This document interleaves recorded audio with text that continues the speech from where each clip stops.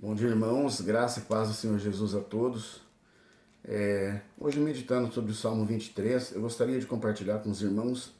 Acabou me levando lá em Tiago, no capítulo 1, 1 Tiago, capítulo 1, no versículo do 1 ao 4, mas pode ler o capítulo inteiro, vai falar sobre tentações, e fala ali no comecinho de prova, que é muito interessante. O Salmo 23, no meio do Salmo 23, fala sobre prova, porque o Salmo 23 ele começa bem, ele começa numa situação, uma posição que cada cristão queria estar ali, sabe? Porque o Senhor é meu pastor, nada me faltará, deitar-me faz em verde pastos, guia-me mansamente por águas tranquilas, refrigera minha alma, guia-me pelas veredas da justiça, enfim. Aí entra uma parte que onde eu encontrei lá em Tiago, que é sobre prova. Que ainda que eu andasse pelo vale da sombra da morte, não temerei mal algum, porque tu estás comigo, tua vara e teu cajado me consolam. E em Tiago, no capítulo 1, fala que nós temos que nos alegrar durante nossa provação, porque a prova da nossa fé gera perseverança. Ah, mas o que tem uma coisa a ver com a outra? Vamos lá. Na nossa vida, muitas vezes, quando tudo está bem, muitas vezes esquecemos de Deus, deixamos Deus do lado e vivemos o nosso bom momento. E muitas vezes o nosso bom momento nos deixa sem tempo para que a gente pelo menos agradeça a Deus por aquilo que está nos acontecendo de bom, porque foi permissão dele. Mas aí vem uma prova. E se eu não entender a diferença entre prova de Deus, prova para provar minha fé, e situação que muitas vezes nós passamos por nossos próprios atos, consequência de nossos próprios atos. Então nós temos que separar isso. É um tema que é um tema que deveria de ser tratado com muito mais tempo, mas o vídeo é curto, então eu não vou entrar muito em detalhe, mas prova é algo que vem para testar nossa fé, para que a gente se alegre. Como que quem que fica alegre diante de uma provação? Mas aqui diz, ó, rapidamente, ainda que eu andasse pelo vale da sombra da morte, não temerei mal algum. Olha aqui o nosso consolo, porque o Senhor está comigo e a tua vara e teu cajado me consolam. Ele é o pastor. O pastor ele vai com a vara e um cajado, pastoreando a ovelha, conduzindo ao bom caminho. Então Deus está presente na nossa vida durante a provação? Sim.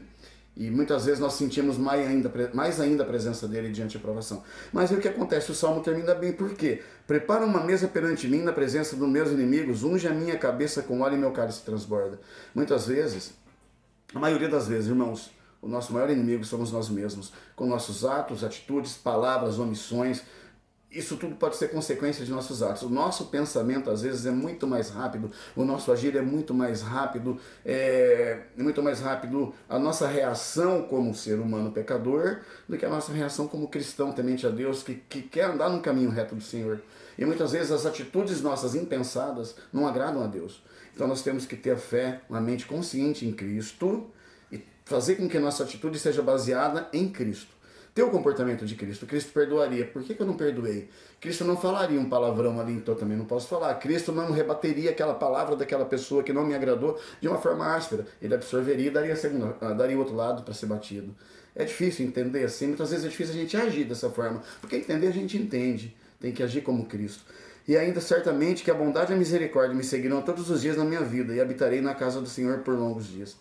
Então, começa bem, nossa vida está bem, estamos com Deus, maravilha, vamos glorificar, vamos agradecer, vamos louvar a Deus. Ficou difícil? Prova. Vamos nos alegrar na prova, porque isso é porque a gente tem fé, vamos nos alegrar, desenvolver a nossa fé para que venha a perseverança. Perseverança é insistência em continuar no caminho reto, em continuar no caminho certo, porque nós vamos vencer.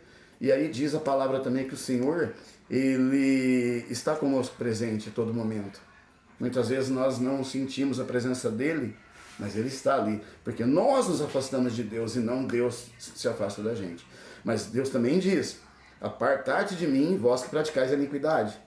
Então nós não podemos persistir nesse erro, persistir em pecar, persistir no pecado, persistir naquele erro. Um conceito de persistência no caminho errado é uma palavra que eu aprendi há muito tempo atrás, o significado dela, né, que é a insanidade. A insanidade, o que ela é? Ela é a insistência no que está errado esperando um resultado diferente.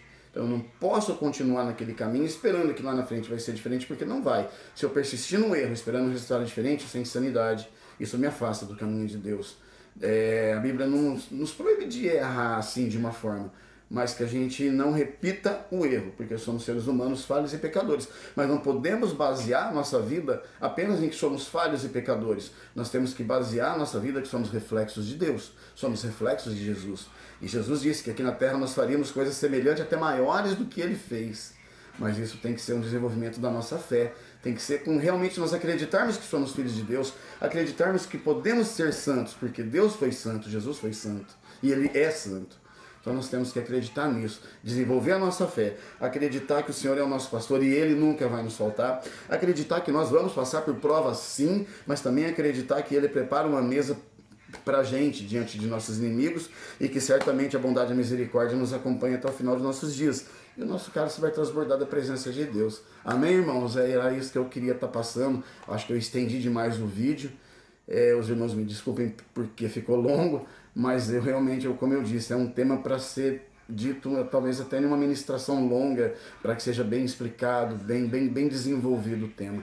Amém, irmãos? Deus abençoe o dia de vocês, Deus abençoe meu dia, o dia de todos, e Deus abençoe a família de todos.